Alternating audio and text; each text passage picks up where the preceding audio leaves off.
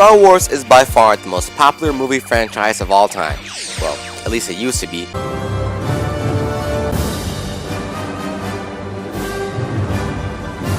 Star Wars went from the most influential trilogy of all time to a money-hungry machine. Ever since Disney started the sequel trilogy, the downward spiral in the franchise has gradually become more and more obvious, to the point that there is literally petitions to remove the sequel trilogy entirely. Oh my god! And with the box office failure of Solo, it doesn't look too good for Lucasfilms. So in this video essay, I will be talking about the sequel trilogy, the many mistakes Disney made, and how this all could have been prevented. So sit back, grab some popcorn and a tasty beverage, and enjoy the video.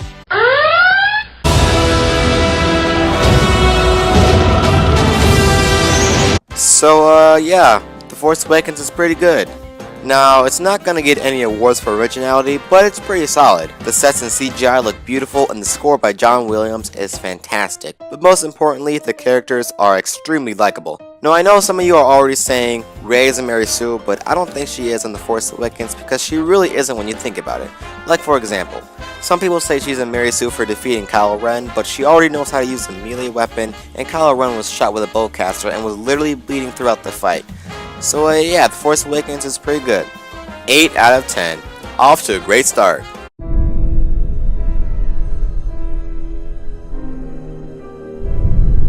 Anyone remember this movie?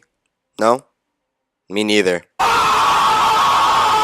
Okay, fine, I'll review it. Remember when everybody said that Rogue One was going to be a flop? Well, they were wrong. Rogue One is pretty okay.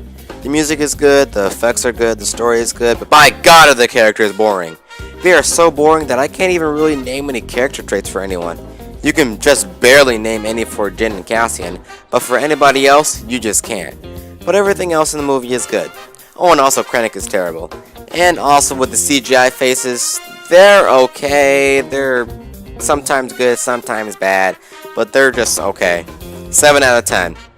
Unfortunately, this was the moment in the timeline of Disney Star Wars that Kathleen Kennedy realized that Star Wars would make a lot of money no matter what. And boy was she wrong, but we'll get to that later. So this started the downfall of Disney Star Wars. So now, let's get on to the big one. I won't spend too much time on this movie because there are dozens, and I mean dozens of reviews of this movie either saying it's the best Star Wars movie since Empire, or it's worse than the prequels. I don't like sand. So I'm going to try to offend the least amount of people as possible. So if I offend you, just know I tried. My enjoyment level when watching this movie is just like a roller coaster. At times I feel like it's the best Star Wars movie, but at other times in the movie I feel like it was made by Satan himself and should be burned alive. That's how we're gonna win. Not fighting what we hate.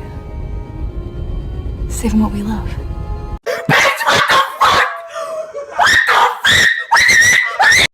The plotline with Rey, Luke, Kylo, and Snoke was absolutely fantastic. Now I already know I just offended about half of you already, so before I move on, I just want to talk about Luke. I know that Luke would never do this back in the original trilogy, but it's a character flaw that gives Luke a purpose in the movie instead of just doing the exact same thing that Yoda did in Episode 5. Which would just ultimately come across as stale. And honestly, for the people who hated the movie and hated everything about Luke, if Luke did the exact same thing in Episode 5, trust me, you would have hated the movie a lot more. So just be thankful it's not that bad. But everything with the Resistance is just the dumbest thing on the planet. I've never seen a plot line so idiotic and completely retarded that could just been solved with one simple conversation. It's just a pointless subplot filled with the most political messages I've ever seen in the most retarded way. This ranged from war, slavery, animal cruelty, making all the men retarded and beneath all the women even though they were all on the same level. I could talk about it all day, but everybody and their grandmother have put their 2 cents into it, and it would take too long to talk about, so let's just go on to Solo. 7 out of 10. Not enough porgs and too much agendas.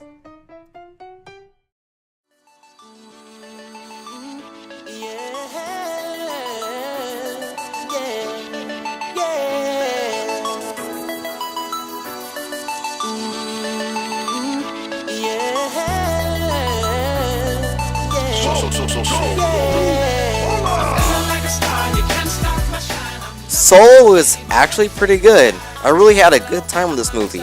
Now this movie isn't perfect, it does have its flaws, but most of them are really just nitpicks that I can get over pretty quick. It's a fun ride throughout the whole movie. Although my jaw dropped 50 feet below my theater when I saw Darth Maul, I don't think that there should be a solo trilogy. I believe that the more you explain about Han's backstory, the less mystery is left about Han.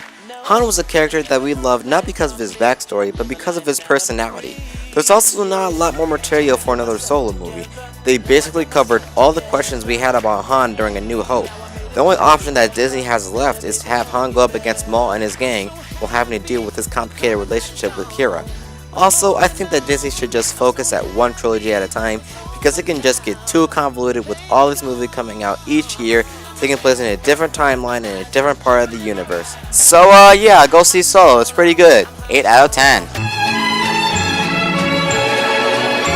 Looking back, was there any of the criticisms that you read that you may feel is now kind of fair? No.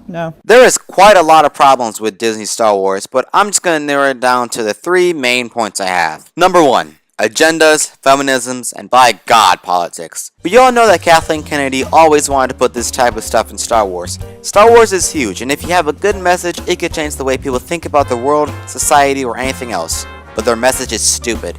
There is a correct way to have all this stuff in Star Wars and still give audiences an enjoyable experience. It's called subtlety. In The Last Jedi, Kathleen Kennedy shoved all this stuff down her throat as hard as she could, and right when we couldn't take it anymore, we get this scene. That's how we're gonna win. Not fighting what we hate. Saving what we love. What the? You know what? Let's do a test. I'm going to play a clip from episode 3 and I want you to point out the political message.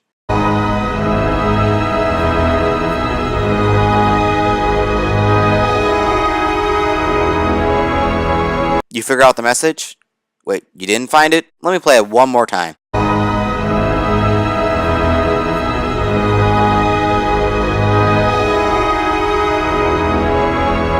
For those who didn't find out, this scene symbolizes the rise of George Bush's empire during his presidency. And I already know what you're thinking, that this is the most retarded thing of all time, but George Lucas literally confirmed this, and there is a legit article back from 2005 talking about this. So I'll leave the link in the description of the article so you can check it out yourself. It's just insane. You didn't think this was the answer, didn't you? It's called subtlety. Take notes, Kathleen. Number 2. Oh my god, this is so stupid. Attacking the fans. Let's all agree that The Last Jedi had a lot of problems, but they became even bigger when Rian Johnson and Kathleen Kennedy began to personally attack fans who had problems with the movie. Calling anyone who has problems with the movie racist, misogynistic, bigots is not a good idea. No movie is perfect. You do know that these are the same people going out of their way to see your movie, right? Right? And it came to kick them right in the butt with Solo. Maybe they'll learn, but let's be honest, they're not. Number 3. The worst one of them all. Mismanagement of the franchise. The way Disney has managed Star Wars is just an absolute disgrace. They're just making things up as they go along. They don't have a plan. Lucasfilm is creatively bankrupt to the point where they don't care what the stories are about as long as they make money. After The Force Awakens, J.J. Abrams created the script for Episode 8, basically expanding where he wanted the trilogy to go. Then Rian Johnson rewrote the whole script, giving Johnson complete control over The Last Jedi. This created the most inconsistent bridge between the movies. They don't feel connected at all whatsoever, and don't even get me started with the director's problem. They can't even keep a competent director to direct an entire movie. They've had so many director problems, they should get the award for worst director management of all time. Come on, Lucasfilms, get it together. Although there may be a lot of problems with Disney's Star Wars, there is also quite a few solutions that Disney and Lucasfilms can take into precaution that could really change the whole Disney Star Wars problem into a thing of the past. But in order to do that, you need to get the politics and agendas out of here. It is ruining the story. Stop firing directors and also stop attacking the fans. You took a massive blow from Solo, but if you start listening instead of attacking, you can make it up with Episode 9. But if you don't, Episode 9 is going to make even less money than Solo. If you make Episode 9 really good, and I'm talking about the original trilogy good, then we might just forgive you. But you've got to make some improvements now or it'll only get worse. Star Wars has never been in a more darker place than it has been before. We can only hope that things will get better and that Lucasfilm and Disney will take our advices into consideration and make changes for the better. This video took a lot longer than I thought it would take to make, but I still hope that you guys are enjoyed with the final product. I hope you guys enjoyed the video. Leave a comment section below what you think about this whole Disney Star Wars fiasco. And if you want more, then subscribe and join Notification Squad. Stay updated on some more content just like this. Bye, see you guys next time, and as cheesy as it sounds, may the Force be with you.